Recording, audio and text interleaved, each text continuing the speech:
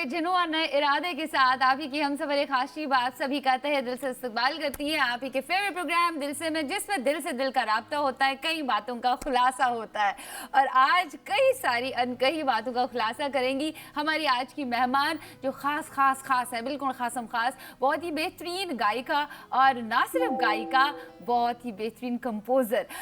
Suitable boy आजकल चर्चाओं का विषय बनी हुई है ये सीरीज, जिसमें तब्बू ने अहम भूमिका निभाई है और साथ में इन्हें मौका मिला बेहतरीन गजलें उसमें कंपोज करने का और खुद गाने का। आप समझ गए होंगे मैं किन की बात कर रही हूँ। मैं बात कर रही हूँ उस एक बेहतरीन गायिका की जिन्हें पूरी इंडस्ट्री जानती है, कविता सेठ के नाम से। कविता सेठ इस वक्त हमारे साथ रूबरू है, कुछ अलग अंदाज में। Hello hello hello, warm welcome to our show दिल से। हाय शिवा, बहुत अच्छा लग रहा है तुमसे दोबारा जुड़ के, दोबारा कनेक्ट होकर के।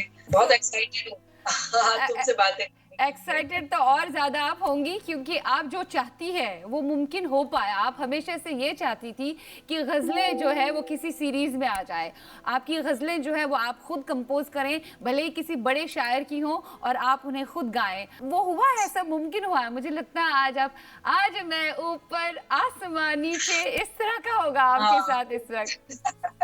सही में वैसी ही फीलिंग लग रही है कि आज मैं ऊपर और आसमान नीचे है। ये मुझे लगता है कोई भी चीज आप जब शिद्दत से यूनिवर्स से मांगते हो या आपकी एक कोई तमन्ना होती है, तो वो पूरी ताकत लगा देती है उसको पूरा करने के लिए। तो शायद मेरे साथ ये ऐसा ही हुआ कि मन में बहुत गहरे ये ख्वाहिश थी कि मैं बेहतरीन काम करूं, बेहतरीन गजलों जो क्लासिक पोएट्स ने लिखा है उनको कंपोज करूं और वो मासेस तक पहुंचा पाऊं। तो एक ये जो सूटेबल बॉय जो मुझे मेरी झोली में टपका तो इसके लिए शुक्रिया मीरा नायर का। कि और इसके पीछे की जो स्टोरी है शिवा, वो इतनी इंटरेस्टिंग है कि मैंने जो एक खुद से एक सीरीज, वेब सीरीज स्टार्ट की थी, मैं कविता हूँ नाम से। हाँ उसमें मैं एक एक शायर का एक कोई गजल, एक कोई गीत में रिकॉर्ड करके ऐसे ही फर्स्ट डे, तो फर्स्ट जो मैंने डाला था वो तो ऐसे ही तानपुरे में गा के मतलब डाल दिया था, अपलोड कर दिया। जब लोगों का रिस्पांस काफी अच्छा है, देन मैंने कहा नहीं, थोड़ा तमीज से करते हैं। देन आई प्रॉपरली मैंने रिकॉर्ड करना शुरू किया। तो उसके 10-12 सीरीज मैंने कंप्लीट की, लेकिन फिर मुझे लगा कि मैं जस्टिस नहीं कर पा रही हूँ किसी भी एक पोएट के साथ। हाँ और देन आई स्टार्टेड, उसको मैंने कॉन्सेप्चुलाइज किया एक कॉन्सर्ट में कि एक शायर की गजलों, गीतों, नज्मों को मैं कंपोज करके उसको मैं कविता हूँ नाम से कॉन्सर्ट स्टार्ट किए हाँ डॉक्टर वसीम बरेलवी जी के साथ। फिर जी मैंने जी अमृता प्रीतम जी को रिलीज किया, डॉक्टर हाँ बशीर बद्र को रिलीज किया। हाँ तो ये सब चल रहा था। ये आई थिंक मतलब कहते हैं ना कि आप अपना काम ईमानदारी के साथ करते जाओ, चीजें होती जाती है। तो मीरा नायर जी ने कहीं मतलब वो काफी दिनों से, मुझे उनके ऑफिस से पता लगा कि वो मुझे 1.5-2 साल से फॉलो कर रही थी, और उन्होंने कहीं पढ़ लिया उसी किसी सीरीज में कि मैं सिंगर तो हुई, साथ में कंपोजर भी हूँ। तो वो बहुत एक्साइटेड थी, चलो मुझे तो सईदा बाई की वॉइस मिल गई, जो सिंगर भी है कंपोजर भी। मुद्दत हुई है यार को मेहमान किए हुए। इस सीरीज की सारी गजलें जो है आपने कंपोज की है। कहा जाता था एक वक्त में कि गालिब साहब के कलाम को कोई नहीं गा सकता, लेकिन बाद में कई बड़े बड़े गजल गायकों ने गाया और साबित कर दिया हाँ भाई हम गा सकते हैं, जिनमें जगजीत साहब भी हैं। ये जो कलेक्शन है गजलों का, ये मीरा नायर की ही तरफ से आया कि आपने थोड़ा बहुत अपना प्रस्ताव ही सामने रखा कि इन इन शायर हजरात का कलाम होना चाहिए इसमें?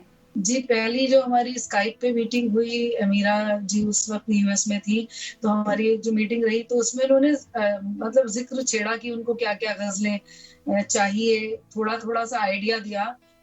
फिर मैंने कहा ठीक है मैं देखूंगी। लेकिन जब वो हमारी फर्स्ट मीटिंग, रूबरू हम लोग मुलाकात जब हुई, तब उन्होंने मुझे खुद ब खुद वो स्क्रिप्ट के साथ सारी गजलें ही लेकर के आई थी कि इस सिचुएशन पे मुझे ये गजल चाहिए, यहाँ पर ये चाहिए, यहाँ पर ये, इस सीन पर ये लगेगा। क्लैरिटी थी उनके जहन में, क्योंकि वो पूरा स्क्रिप्ट पे सब काम करके आई थी कि सईदा के कैरेक्टर के लिए मुझे ये चाहिए और ऐसा ऐसा माहौल होगा, उसमें कैसा चीज चाहिए। तो हाँ एवरीथिंग वाज वेरी क्लियर उनके जहन में। तो मेरे लिए काम आसान हो गया था कि मेरे सामने गजलें थी, वो सब क्लासिक पोइट्स थे उसमें, तो कोई उसमें ना नुकुर करने की गुंजाइश ही नहीं थी। और आप यही हमेशा से चाहती थी, तभी तो आपने मैं जी। कविता हूँ जिसका आपने जिक्र किया, तभी तो वो सीरीज आपने शुरुआत की। आप चाहती थी कोई ना कोई ऐसा हाँ, डायरेक्टर मिले, ऐसा फिल्म मेकर मिले जो इस तरह की हाँ, सीरीज लाए, इस तरह की फिल्म लाए। तो मैं जी। पल भर में हाँ कहूंगी, क्योंकि आपने कई सारे लोगों को ना कहा है ना, तो ये आपके लिए अपॉर्चुनिटी थी, नहीं अब तो हाँ करनी है, मेरे पसंद का मुझे मिल रहा है। पूरी ज़िंदगी आप जिस चीज़ की मतलब एक ख़्वाहिश होती है कि ऐसा कुछ करने को मिल जाए, ऐसा कुछ करने को, और वो आपको भी नहीं जाना पड़ा, आपकी झोली में वो आके गिरा हो, यार इससे बड़ी खुदा की नेमत क्या होगी कि जो हाँ काम आप करना चाहते हो। लेकिन उसके लिए कहते हैं ना कि पेशेंस बहुत ज़रूरी है। ईश्वर इम्तिहान लेता है, खुदा इम्तिहान लेता है कि हाँ, आप में उसके लिए कितनी शिद्दत है और आप में कितना पेशेंस है। तो बिल्कुल मैंने सही। वो बरकरार रखा, और अपनी रियाज़ करना, अपनी सब चीज़ें जो हैं वो तैयार करना, कंपोज़ करना, मैं अपनी चीज़ों पे काम करती रही। मेरे एक ना ज़हन में एक चीज़ थी कि बियॉन्ड एक तारा क्या, कविता सेठ कितनी डीप है, हाँ वो हाँ लोगों को पता लगे, क्योंकि सिर्फ़ है वो बहुत बड़ी अचीवमेंट है मेरे करियर के लिए, एक तारा मैं मानती हूँ। लेकिन द खाली एक तारा नहीं है कविता सेठ, मैं उसके बियॉन्ड यस और कितनी चीज़ें कर रही हूँ, वो जी मैं शेयर करना चाहती थी अपनी जी जी, ऑडियंस से। बहुत बड़ा अचीवमेंट है, और आप हमेशा मुसलसल इसके पीछे लगी थी, और एक जुनून आपके अंदर था सवार कि गज़लें कहीं ना कहीं से किसी सीरीज में या फिल्मों में भी आनी चाहिए। वो धीरे धीरे पूरा हो रहा है, और ये ख्वाब जो है वो पाए तकमील तक पहुंच चुका है। अभी अभी तो और भी पड़ाव बाकी है। कारवां कहिए ना सजा कहिए। मैं यहाँ पे जरूर जानना चाहूंगी कि एक एक गजल को कंपोज करने में आपको कितना वक्त लगा। बहुत ज़्यादा टाइम नहीं मिला। जब होता है ना कि एक आपको डेडलाइन दे दी जाती है, तब हाँ उस एक काम करने का प्रोसेस जो है वो चेंज हो जाता है। जब खुद के लिए कर रहे होते हैं तो कोई टाइमलाइन ही नहीं है, कर लेंगे जब मन आया। कभी हो सकता है 4-5 एक साथ हो जाएँ, कभी ये होता है कि 6-6 महीने कुछ नहीं, कंपोज़ ही नहीं हो रहा है, हाँ मन ही नहीं लग पा रहा है। तो ये हमको मतलब स्क्रिप्ट तो सारी मिल ही गई थी, और हमें ये बोला था उनके यहाँ ऑफ़िस से कि मीरा जी आ रही हैं 15 दिन के अंदर। तो मैंने कहा एक रफली मैं स्ट्रक्चर रेडी करके रखती हूँ, जब वो आएँगी, फिर वो जो-जो चेंजेज़ बताएँगी, थोड़ा-थोड़ा उन्होंने ब्रीफिंग कर दी थी कि ये गज़ल इस सिचुएशन पे तो ऐसे इमोशन चाहिए। तो मैं वो सारी चीज़ों को मद्देनज़र रखते हुए, और 1950 का प्लॉट है, तो वो सारी मैंने थोड़ा रिसर्च किया, उन सारी चीज़ों को, उस ज़माने में कैसी कॉम्पोज़िशंस होती थी ओके। और क्या-क्या इंस्ट्रूमेंटेशन यूज़ होता था, वो सारी चीज़ों को मद्देनज़र रखते हुए मैंने कंपोज़ करना शुरू किया। और मेरे ख़्याल से मैंने 7-8 ग़ज़लें उस वक़्त कंपोज़ की थी, और 3 या 4 तो इमीडिएट मीरा ने ओके कर दिया था कि ये फैंटास्टिक है, ये फैंटास्टिक है। तो वो एक बहुत अच्छा लगा कि उनका टेस्ट बहुत अच्छा है मीरा का। महफिल बरखास्त हुई पतंगे रुखसत शमों से हो रहे हैं। जैसे आपने कहा रिसर्च मैंने बहुत किया, 1950 का दौर है, उस ज़माने में किस तरह से महफ़िलें हुआ करती थी। और हाँ, दूसरा हाँ। ये भी मैंने सुना है कि इनफैक्ट आपने तो रिसर्च की ही, क्योंकि आपको कंपोज करना था, आपने सईदा बाई को अच्छे से परखा, वो कैसी है, हरकतें कैसे लेंगी, लेकिन उल्टा तब्बू भी रिकॉर्डिंग में आया करती थी। रिकॉर्डिंग्स में तो आ ही रही थी। उसके बाद मीरा को बोला कि मुझे कविता जी से बोलिए कि जब वो रियाज़ करती हैं या जो भी प्रैक्टिस करती हैं, मुझे उस वक़्त के वीडियोज़ बनवा के दें, तो मैं थोड़ा-सा और अपने में उतारना चाहती हूँ उन सब चीज़ों को। तो बहुत ही खूबी से उन्होंने निभाया है, और वाक़ई बहुत अच्छे से, बहुत बिल्कुल जस्टिस किया है उन्होंने उस हाँ कैरेक्टर को लेकर के। और एक चीज़ से मैं थोड़ी-सी नाखुश थी मीरा से, क्योंकि उन्होंने ना एज़ इट इज़ वॉइस जो मैंने रिकॉर्ड किया था, हम लोग क्या मतलब कई मल्टी ट्रैक, या अब इसमें तो लाइव सब कुछ था, तो हम कई बार एक-एक गाने को रिकॉर्ड कर रहे थे कि उसमें से जो बेस्ट होगा वो ले लेंगे। उन्होंने क्या किया, जैसे वॉइस में गाते-गाते कुछ खराश आ जाती है हम्म या हल्का-सा हम्म ग्रेन्स रहते हैं, वो उन्होंने एज़ इट इज़ रखा। हमने जब मैंने और कनिष्क जो मेरे छोटे बेटे, उन्होंने जी सुना, कह रहा मम्मा उसमें हल्की-हल्की सी 1-2 जगह खराश आई है। उन्होंने, मीरा नायर जी ने वैसी वॉइस रख ली।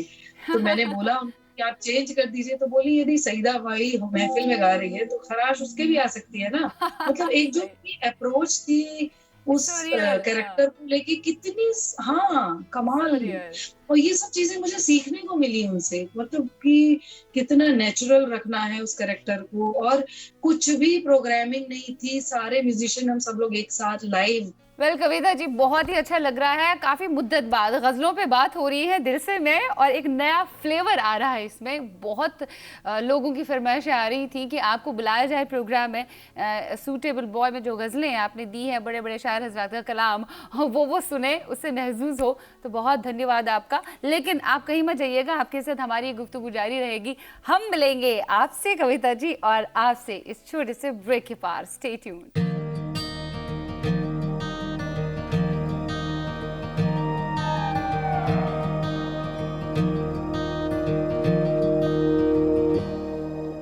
ब्रेक के बाद आप सभी का स्वागत है आप ही के फेवरेट प्रोग्राम दिल से में, जिसमें दिल से दिल का राब्ता होता है, कई बातों का खुलासा होता है। कविता जी से हम मुखातिब हैं आज, और भी गुफ्तगू करते हैं इनसे। एक सूटेबल कंपोजर था, एक सूटेबल डायरेक्टर थी, एक सूटेबल एक्टर है, एक सूटेबल आवाज है एक सूटेबल स्क्रिप्ट है। ये सब मिल जाता है तो इसी तरह के बहुत ही अच्छे शाहकार सामने आते हैं। बेहतरीन, हाँ, एक बेहतरीन प्रोडक्ट बनता है। और पता है, अभी जो मेरे पास फोन आ रहे हैं यदि मीडिया से या कहीं से भी, तो सब लोग मुझे कहते हैं कि hello, can I talk to Saeeda Bai? मैंने कहा, ओह माय गॉड।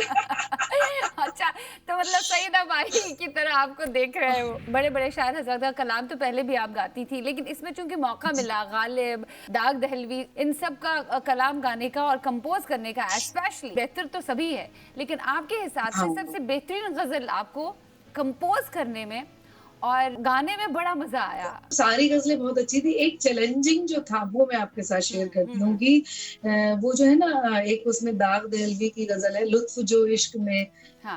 पाए हैं कि जी जानता है। वो पता है मीरा जी को क्या चाहिए था, क्योंकि ये गजल नूरजहां जी ने गाई है और बहुत पॉपुलर गजल है, तो इसीलिए इसके फीडबैक भी मिक्स आ रहे हैं, लोगों को पसंद भी आ रही है। जिन लोगों ने नूरजहां जी को सुन रखा है 85 साल से, तो वो मेरे को डाइजेस्ट नहीं कर पा रहे हैं, तो दोनों टाइप के रिव्यूज आ रहे थे। और मेरे लिए बहुत चैलेंजिंग था इसलिए कि मीरा कह रही थी कि मुझे जो जी जानता है वो नूरजहां का स्टाइल चाहिए, और बाकी तुम अपने हिसाब से कंपोज कर लो। मतलब इतनी दुविधा थी एज ए कंपोजर की, आपको वो कलर भी चाहिए जो नूरजहां जी ने जिस तरीके से, जिस अदायगी से गाया है कि जी जानता है, वो मुझे वही अदा चाहिए, और लुत्फ जो इश्क में पाए हैं वो आप अपने तरीके से कुछ कर लो। तो उसमें मेरे को काफी टाइम लगा और बहुत चैलेंजिंग था। और सबसे बड़ी ये चीज लग रही थी कि उसको मैं खुद बचपन से सुनती आई हूँ, उसको उसका तोड़ निकालना, कुछ नयापन भी रखना, और जो उसमें वो एसेंस नूरजहां जी वाला है वो भी मेंटेन रखना। और फिर एक ये तो मुझे पता था कि ये ऐसे ही मिक्स इसके रिव्यूज आएंगे, क्योंकि जो उनको सुन के आए वो जल्दी नहीं उसको डाइजेस्ट कर पाएंगे नई चीज को। जिन्होंने नहीं सुना है उनके लिए एक फ्रेश चीज होगी, they can accept very well. लुत्फ वो इश्क में पाए हैं कि जी जानता है। आपने इतना एसेंस बरकरार रखा है, बहुत ही बेहतरीन लग रहा है। और ऐसा महसूस हो रहा है कि नहीं, हम हमेशा से चाहते थे कि म्यूजिक का वो पुराना दौर कहीं ना कहीं, जिसमें हल्की फुल्की गजलें हैं, जिसमें अच्छा कलाम हो शायर हजरात का, वो वापस आ जाए। ऐसा लगता है कि वो दौर शायद वापस आ गया है। लोगों को रियलाइजेशन हो रही है कि भाई अब हमको बहुत अशद ज़रूरत है अच्छे म्यूजिक और अच्छे संगीत की और मौसीकी की, और ये इससे जाहिर हो रहा है। और दूसरी बात ये है कि जिस तरह से सईदा बाई गा रही है, ओके, फ्रेम में है, जैसे दिल नादां गा रही है या दूसरी गजलें वो गा रही है, वहाँ पे जितने भी साजिंदर है बहुत मिनिमल है, जिस तरह से पिक्चराइज हुआ है। क्या आपने भी मिनिमल इंस्ट्रूमेंट्स का इस्तेमाल किया है गजलों के लिए? हाँ बिल्कुल, जैसी रिक्वायरमेंट थी कि वो महफिल में गा रही हैं, तो जब महफिल में इतने म्यूजिशियंस नहीं होते थे, एक तबला, सारंगी, हारमोनियम, यही होता था, तो हमने भी सिर्फ हारमोनियम, इसराज, तबला, ढोलक, दैट्स इट, और कुछ भी नहीं था, इतने ही रखा है। कि लास्ट में यदि ऊपर से फिर लोग कहते हैं कि चलो थोड़ा पैड्स कर दो, थोड़ा हारमोनी के लिए ये कर दो, कुछ नहीं, सब कुछ एक्यूस्टिक एज इट इज, जैसा होता है वैसा ही वहां पर रखा उन्होंने। और एक और मैं मीरा नायर जी को उसके लिए शुक्रिया अदा करना चाहूंगी कि गजलों का जो रिवाइवल एक तरीके से हुआ है, क्योंकि बिल्कुल फेड हो रही थी। लोग कह रहे थे ना आफ्टर जगजीत सिंह व्हाट, एक वैक्यूम हो गया है, क्या है, वो अच्छी चीजें आ नहीं रही है। तो इसमें सिर्फ गजलें, और सबसे अच्छा चीज मैं बताऊंगी कि जो मुझे फीडबैक आ रही है वो यंग बच्चे इसके कवर्स गा गा के मुझे इंस्टाग्राम पे मैसेज कर रहे हैं और टैग कर रहे हैं कि ये गजलें गुनगुना रहे हैं, जिनको पता नहीं कितनों को मीनिंग मालूम है नहीं मालूम है, लेकिन क्योंकि अच्छी चीज है, अच्छी चीज हमेशा अच्छी रहती है, चाहे आप सही आज सुनो 100 साल बाद सुनो। सही तो वो एक जो एक म्यूजिक कंपनीज के जहन में था ना कि नहीं ये सब चीजें नहीं चलती हैं, उनको कुछ मसाला दो, मसाला दो, मसाला हाँ कुछ नहीं। एक सिंप्लिसिटी की एक अलग ही ब्यूटी है, हाँ कम से कम म्यूजिशियन जी या एक लाइव का एक अलग ही कलर है। तो वो जो उन्होंने रिवाइव किया है वो दौर में चाहती हूँ कि इसके बाद ये सिलसिला फिर से शुरू हो जाए। बातें बहुत हो गई। एक गायिका हमारे सामने है, साथ में बहुत ही बेहतरीन कंपोजर, क्यों ना उसी की जुबानी सुना जाए, उसी की आवाज में। प्लीज प्लीज दिले नादा हो जाए। दिले नादा तुझे हुआ क्या है, आखिर इस दर्द की दवा क्या है, आखिर इस दर्द की दवा क्या है, दिल नादा तुझे हुआ क्या है। वाह वाह वाह, ये बिल्कुल डिफरेंट, वो अपना ओल्ड ट्रेडिशनल जो है, दिले हाँ नादा तुझे हुआ क्या है, वो बिल्कुल अलग है। हाँ? हाँ इसमें भी बिल्कुल, मतलब ये सुन के ऐसा महसूस हो रहा है कि कोई कंपैरिजन नहीं हो रहा है। वो अपनी जगह पे बिल्कुल जी जी, मुकम्मल है, और वो जो अपनी आपने जगह कंपोज किया हाँ। है ये अपनी जगह पे बिल्कुल मुकम्मल है, और दोनों सुनने और में ये बहुत गजल, अच्छा लग रहा है। ये गजल जब कंपोज की ना तो एक बहुत फेमस पोएट हैं दिल्ली के, तो उन्होंने बोला कि मैंने केएल सहगल को भी सुना है, जगजीत चित्रा की भी ये कंपोजिशन सुनी है, और तुम्हारी बोले ये किसी मायने में उससे कम नहीं है, उससे 2 नंबर ऊपर ही होगी। तो मैंने कहा चलिए बिल्कुल बस आपने सही। पास कर दिया तो इट्स गुड। दिल नादा तुझे हुआ क्या है। दिले नादान का जिक्र छिड़ ही गया है। जब इस गजल को आप देखेंगे जिस तरह से पिक्चराइज हुई है, आप देखिए सईदा बाई के दिल में भी बहुत अरमान है, ठीक है, वो कुछ ना हाँ कुछ बीती यादें याद कर रही हैं, उनके दिल में भी कई सारे जी अरमान मचल रहे हैं, कुछ पूरे हुए हैं कुछ नहीं हुए हैं, और साथ में एक हाँ नया हाँ जोश है, एक नई मोहब्बत है बिल्कुल जो जन्म ले हाँ रही है। साथ में वो कथक डांस रखा है, मतलब इट्स हाँ, ब्यूटीफुली पिक्चराइज। मुझे नहीं बहुत लगता दिले नादा इस तरह से कभी पिक्चराइज हुई होगी या आने हाँ, वाले इस वक्त तरीके में का होगी। इंटरप्रिटेशन कैसे, हाँ बिल्कुल सही कह रही हैं, बहुत अच्छे से जो कॉन्सेप्चुलाइज किया है मीरा ने, और जिस तरीके से वो स्क्रीन पे पूरा जस्टिस कर पाई हैं उसको, तबले के बोल और वो कथक एंड, नहीं कोई भी नहीं सोच सकता, मुझे नहीं लगता इस तरीके से कुछ कभी हो पाएगा। या इसीलिए वो कहते हैं ना कि डायरेक्टर जो है वो जितना स्ट्रांग होता है तो सारे लोग उनको जो डब्बे होते हैं वो अपने आप पटरी पे ठीक से चलते हैं बाकी सारे लोग। अच्छा, टॉकिंग अबाउट मीरा नायर और आपके दरमियान का रिश्ता, मुझे लगता है इस सीरीज के बाद आने वाले वक्तों में आप फिल्में भी उनके साथ करेंगी। मुझे तो ऐसा लगता है कि एक ऐसा बॉन्ड आपके दरमियान बन गया है, वो दोस्ती वाला बॉन्ड कि बहुत जब अच्छी आप है, शी इज अमेजिंग लेडी।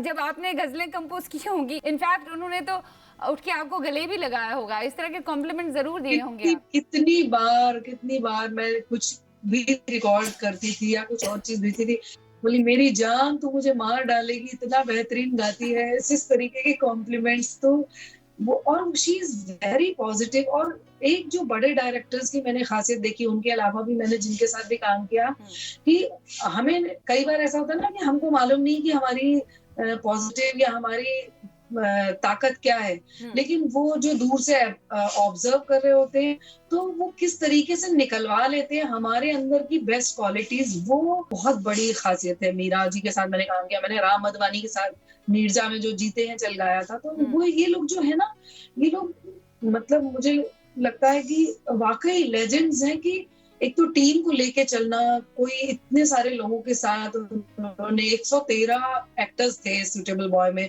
हम लोग जैसे म्यूजिक की टीम थी, म्यूजिक भी 3 लोगों ने किया, मैंने सईदा बाई का किया, अनुष्का शंकर जी ने लता के कैरेक्टर का किया, एलेक्स ने वहाँ उसका किया है म्यूजिक, पूरा बैकग्राउंड म्यूजिक एलेक्स ने किया। तो हम सब लोगों ने जिस तरीके से अलग अलग चीजों को निभाया है, दैट इज, और उन्होंने सारी चीजों को किस तरीके से कंपाइल किया है, वो बहुत ही लाजवाब है। मैं उम्मीद करती हूँ कि अब आपके चेहरे पे और भी ज्यादा खुशी होगी कि आने वाले वक्तों में एक ठप्पा तो आप पे लग ही गया कि आप ना सिर्फ बेहतर गायिका है, बहुत ही बेहतरीन कंपोजर है। जो ट्रेडिशनल फ्लेवर आप अपनी कंपोजिशंस में बरकरार रखती है, तो उसको बरकरार रखते हुए बहुत सारे ऑफर्स आ रहे होंगे आजकल आपके पास, सच कहिएगा दिल पर हाथ रखकर। जी जी जी, हाँ, आप तो ना काफी नहीं लोग कहेंगे appreciate- नहीं नहीं, बेहतरीन काम करने के लिए तो मतलब नींद में भी हाँ है। उन फिल्म मेकर्स का कॉल आता है जिनको आपने ना कहा, जो बहुत हर्ट किया है आपने फिल्म मेकर्स को? देखिए, मेरे को किसी से पर्सनल कोई गिला शिकवा किसी के साथ नहीं है, और ना उनके काम की मैं कोई बुराई कर रही हूँ। लेकिन मुझे लगता है कि मैं उन गीतों को के साथ जस्टिस नहीं कर पाऊंगी, उसको और कोई शायद उतनी लटके झटके दे करके गा के निभा पाएगा बेहतरीन तरीके से। तो मुझे लगता है वो लोग गाएं तो बेहतर है, लेकिन मुझे किसी से कोई गिला शिकवा नहीं है। मुझे लगता है उन लोगों के भी जहन में नहीं होगा, क्योंकि उन लोगों को अब धीरे धीरे मेरा टेस्ट पता लग गया कि मैं किस तरीके की चीजें कर रही हूँ। तो यदि कुछ है तो मैं माफी चाहती हूँ भाई, अपने दिल से ये सब सारे गिले शिकवे निकाल निकाल दीजिए। ये सब वैसे ही कोरोना ने सिखा दिया आपको। सही, बहुत छोटी सी जिंदगी है, खुश होके जिए। बिल्कुल सही। छोटी सी जिंदगी है, खुश होके जिए और आपस में एकता रखिए बस, और हर एक को अपनी स्पेस बस, दे दीजिए। मुझे टैग की जरूरत नहीं है, आप टैग एक लगा दीजिए, उसके बाद मुझे उसी तरह के हाँ, गाने मिलते, वो नहीं। अगर हम म्यूजिक में अच्छा नहीं करना नहीं, चाहते हैं, हम हमें जी, वक्त दे दीजिए, हम अच्छा करेंगे और बेहतर करेंगे और दुनिया को पसंद भी आएगा। थैंक्स अ लॉट, धन्यवाद बहुत बहुत आपका। आपने दिल से थैंक बातें की और अपने दिल के जितने भी भेद थे वो खोल दिए। Thanks thank a you so much lot, Shiva. बहुत बहुत थैंक शुक्रिया। Bye, bye take care. Bye bye. उम्मीद करती हूँ आपको आज का दिल से बेहद पसंद आ गया होगा। हम मिलेंगे कल नए अवतार में। टिल देन मुस्कुराते रहिए, क्योंकि मुस्कुराते चेहरे सुपर ऑसम लगते हैं।